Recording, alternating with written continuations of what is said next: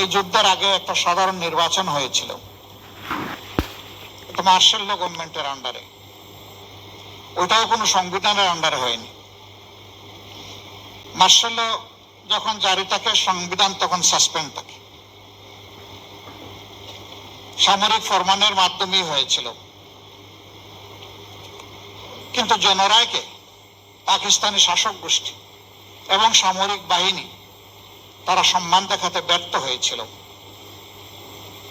বরঞ্চ জনরায়কে অগ্রাহ্য করে বিপুল জনমানুষের আকাঙ্ক্ষাকে তারা গুলি আর বুলেট দিয়ে, ব্যানর দিয়ে তারা দমিয়ে রাখতে চেয়েছিল।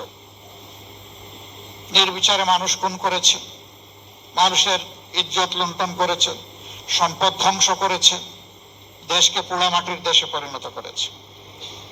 কিন্তু সকল নির্যাতন চালিয়েও মানুষের আকাঙ্ক্ষাতে তারা দমিয়ে রাখতে পারেনি। শেষ পর্যন্ত দেশ স্বাধীন হয়েছে।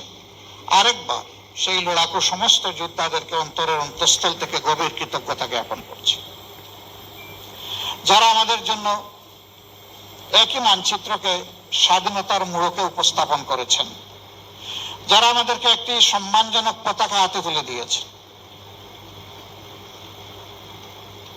এই পতাকা এবং মানচিত্রের হাত ধরে বাংলাদেশটা বদলে যাওয়া উচিত ছিল, কিন্তু না, বোতল পরিবর্তন হয়েছে, ভিতরের জিনিস পরিবর্তন হয়নি। এক এক করে 54 বছর বিদায় নিয়েছে, আমরা আগামীকাল 55তম বছরে ইনশাল্লাহ পা দেব একটা জাতি হিসাবে।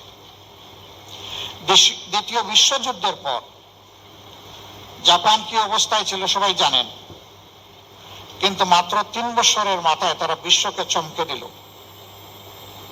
তারা বিশ্বের সর্ববৃহৎ ইলেকট্রোমেকানিক্যাল ইন্ডাস্ট্রি মিৎসুবিশি চালু করে বিশ্বকে জানাই দিল যে জাপান ঘুমিয়ে পড়ে নাই। সেই জাপান সেখান থেকে বের হয়ে আসতে পারলো, বের হয়ে এসে এখন বিশ্বের একটা উন্নত মর্যাদাশীল জাতি হিসেবে নিচেরা দাঁড়াতে পারলো। এই অঞ্চল দুইবার স্বাধীনতা অর্জন করার পরেও আমরা কেন পারলাম না?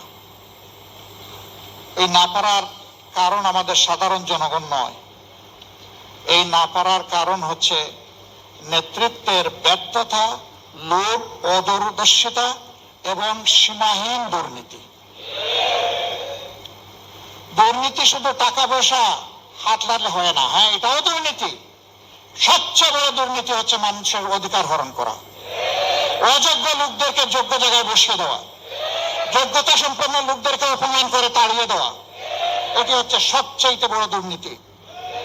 দুর্নীতির এই বিষবাষ্প যতক্ষণ পর্যন্ত সমাজ থেকে বিদায় না নেবে, আমাদের সমাজ স্বাধীনতার কাঙ্ক্ষিত সুফল ভোগ করতে পারবে না।